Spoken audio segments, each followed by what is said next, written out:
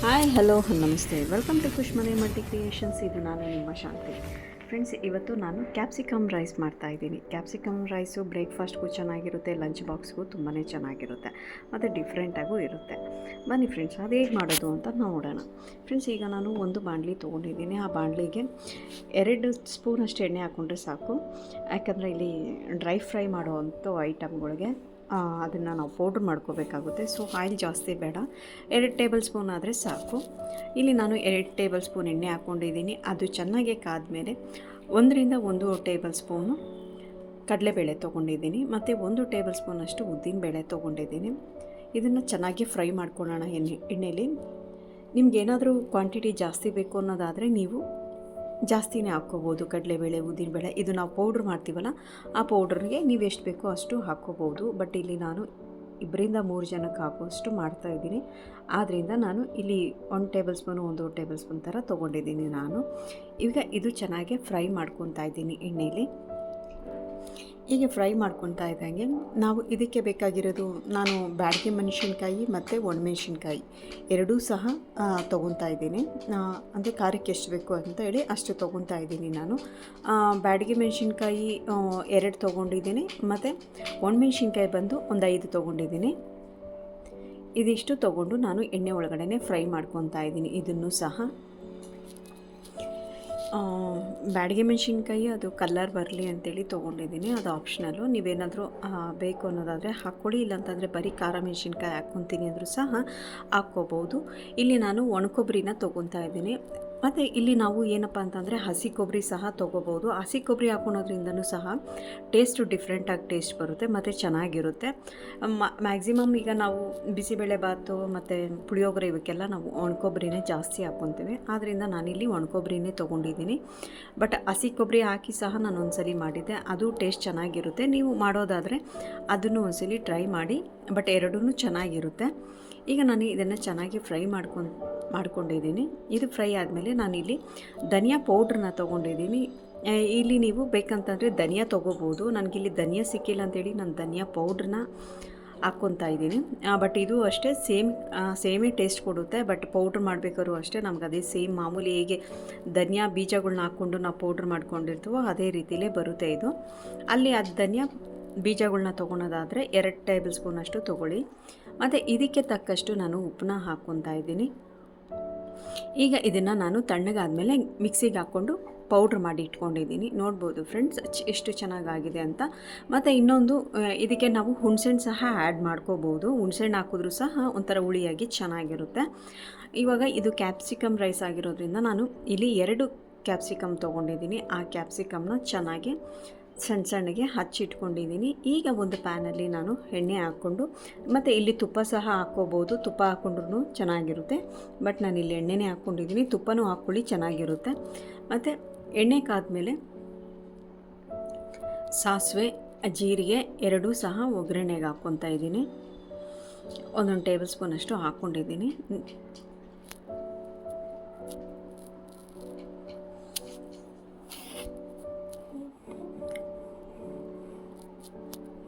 ನೋಡ್ಬೋದು ಇವಾಗ ಇದು ಕಾದಿದೆ, ಅದು ಚೆನ್ನಾಗಿ ಫ್ರೈ ಆಗ್ತಿದೆ. ನಾನು ಏನು ಕ್ಯಾಪ್ಸಿಕಮ್ ಕಟ್ ಮಾಡಿಟ್ಕೊಂಡಿದ್ದೀನೋ ಆ ಕ್ಯಾಪ್ಸಿಕಮ್ನ ಈಗ ಎಣ್ಣೆ ಒಳಗಡೆ ಫ್ರೈ ಮಾಡ್ಕೊತಾ ಇದ್ದೀನಿ. ಇಲ್ಲಿ ನಮಗೇನೇ ಯಾವುದೇ ರೀತಿ ಆನಿಯನ್ ಬೇಕಾಗಿಲ್ಲ, ಟೊಮೆಟೊ ಬೇಕಾಗಿಲ್ಲ, ಯಾವುದೇ ರೀತಿ ವೆಜಿಟೇಬಲ್ ಅಂತ ಏನೂ ಬೇಕಾಗಿಲ್ಲ.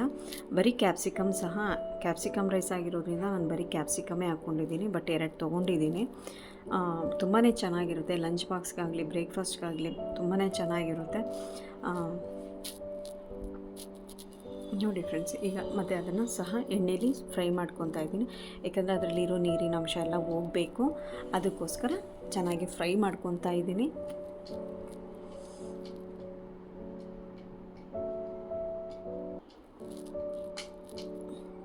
ನಾನು ಇಲ್ಲೂ ಸ್ವಲ್ಪ ಅರಿಶಿನ ಆ್ಯಡ್ ಮಾಡ್ಕೊತಾ ಇದ್ದೀನಿ. ಮತ್ತು ನಾನು ಪೌಡ್ರ್ ಮಾಡಬೇಕಾದ್ರೂ ಸಹ ಸ್ವಲ್ಪ ಅರಿಶಿನ ಹಾಕ್ಕೊಂಡಿದ್ದೆ. ನೀವು ಸ್ವಲ್ಪ ಅದಕ್ಕೆ ಪೌಡ್ರ್ ಮಾಡಬೇಕಾದ್ರೆ ಸ್ವಲ್ಪ ಅರಿಶಿನ ಸಹ ಆ್ಯಡ್ ಮಾಡ್ಕೊಳ್ಳಿ. ಇಲ್ಲಿ ನೀವು ಏನಾದರೂ ಕ್ಯಾಪ್ಸಿಕಮ್ ಮೇಲೆ ಅರಿಶಿನ ಬೇಡ, ಅಲ್ಲಿ ಪೌಡ್ರಿಗೆ ಹಾಕ್ಕೊಂಡಿದ್ದೀವಿ ಅನ್ನೋದಾದರೆ ಬೇಕಂದರೆ ಸ್ಕಿಪ್ ಮಾಡ್ಕೋಬೋದು. ಮತ್ತು ಇಲ್ಲಿ ನಾನು ಕ್ಯಾಪ್ಸಿಕಮ್ಗೆ ಎಷ್ಟು ಬೇಕೋ ಅಷ್ಟು ಉಪ್ಪು ಹಾಕ್ಕೊತಾ ಇದ್ದೀನಿ. ಅಲ್ಲಿ ಪೌಡ್ರಿಗೂ ಸಹ ಸ್ವಲ್ಪ ಹಾಕ್ಕೊಂಡಿದ್ದೀನಿ ಮತ್ತು ಇಲ್ಲಿ ಕ್ಯಾಪ್ಸಿಕಮ್ ಸಹ ಹಾಕ್ಕೊಂಡಿದ್ದೀನಿ.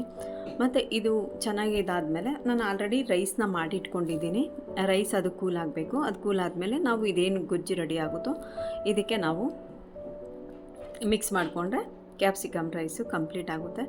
ನೋಡಿ ಫ್ರೆಂಡ್ಸ್, ಈಗ ಅದು ರಾಸ್ ಮೇಲೆ ಹೋಗೋವರೆಗೂ ನಾವು ಫ್ರೈ ಮಾಡ್ಕೊಬೇಕು. ಇವನ್ ಅರಿಶಿನ ಉಪ್ಪು ಎಲ್ಲ ಹಾಕಿದ್ಮೇಲೆ ಅದಿನ್ನು ಅದ್ರದ್ದು ಏನು ಸ್ಮೆಲ್ ಇದೆಯೋ ಅದು ಕಂಪ್ಲೀಟಾಗಿ ನಮಗೆ ಡ್ರೈ ಆಗಬೇಕು.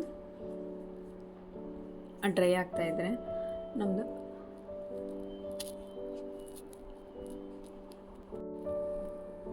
ಈಗ ಇದು ಚೆನ್ನಾಗಿ ಫ್ರೈ ಮಾಡ್ಕೊಂಡಿದ್ದೀನಿ. ಈಗ ನಾನು ಏನು ಪೌಡ್ರ್ ಮಾಡಿಟ್ಕೊಂಡಿದ್ನೋ ಆ ಪೌಡ್ರನ್ನ ನನಗೆ ಎಷ್ಟು ಬೇಕೋ ಅಷ್ಟು ಹಾಕ್ಕೊತಾ ಇದ್ದೀನಿ.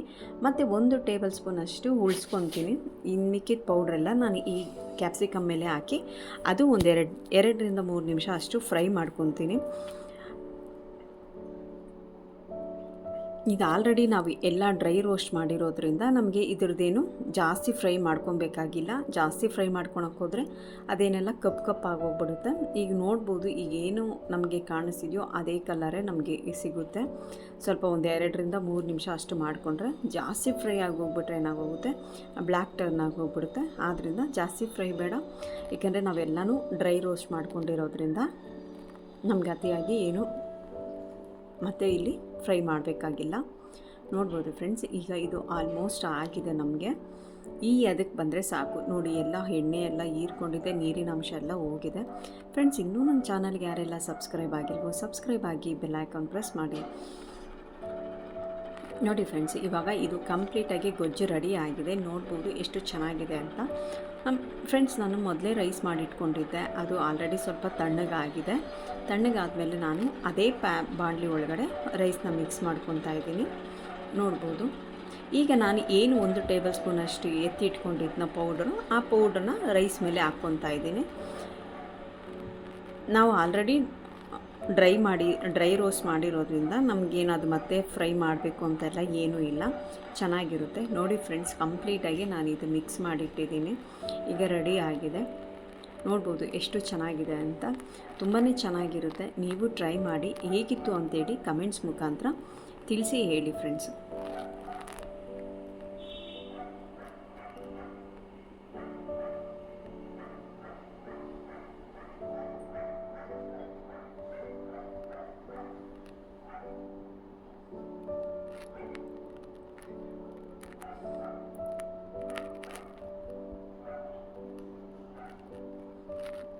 ಇಲ್ಲಿ ನಾನು 2ರಿಂದ 3 ಜನಕ್ಕೆ ಹಾಕುವಷ್ಟು ಅಷ್ಟೇ ನಾನು ಮಾಡಿದ್ದೀನಿ. ನೀವೇನಾದರೂ ಜಾಸ್ತಿ ಕ್ವಾಂಟಿಟಿಲಿ ಮಾಡ್ಕೊತೀನಿ ಅನ್ನೋದಾದರೆ ನೀವು ಪೌಡ್ರ್ ಸಹ ಹೆಚ್ಚಿಗೆ ಮಾಡ್ಕೋಬೇಕಾಗುತ್ತೆ. ಮತ್ತು ಕ್ಯಾಪ್ಸಿಕಮ್ ಸಹ ನಾನು ಎಲ್ಲ ಹಾಫ್ ಬಾಯ್ಲ್ ಮಾಡ್ಕೊಂಡಿದ್ದೀನಿ. ಫುಲ್ಲು ಬಾಯ್ಲ್ ಆಗಿಬಿಟ್ರೆ ಒಂಥರ ಮೆತ್ತಗೆ ಆಗೋಗ್ಬಿಡುತ್ತೆ. ಬಟ್ ಹಾಫ್ ಬಾಯ್ಲ್ ಮಾಡೋದ್ರಿಂದ ಒಂಥರ ಬಾಯಿಗೆ ಸಹ ಕ್ರಿಸ್ಪಿಯಾಗಿ ಸಿಗುತ್ತೆ. Thank you friends, thanks for watching.